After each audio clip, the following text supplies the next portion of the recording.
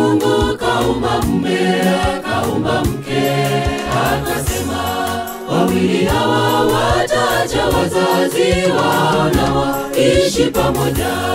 Hapo mwanzo Mungu kaumba mume, kaumba mke, akasema wawili hawa wataacha wazazi wao na waishi pamoja.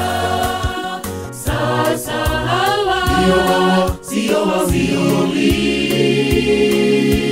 tena, wamekuwa mwili mmoja. Mungu awalinde, Mungu awatunze milele na milele. Sasa hawa sio wawili tena, wamekuwa mwili mmoja. Mungu awalinde, Mungu awatunze milele na milele.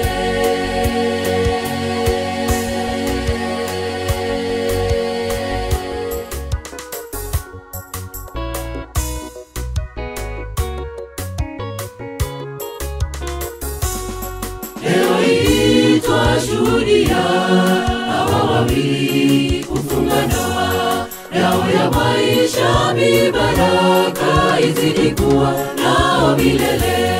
Leo hii twashuhudia hawa wawili kufunga ndoa yao ya maisha, mibaraka izidi kuwa nao milele. Sasa hawa sio wawili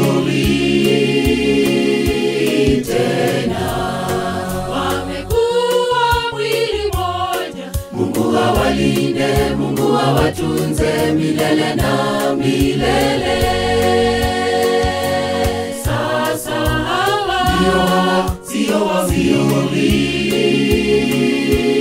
tena, wamekuwa mwili mmoja. Mungu awalinde, Mungu awatunze milele na milele.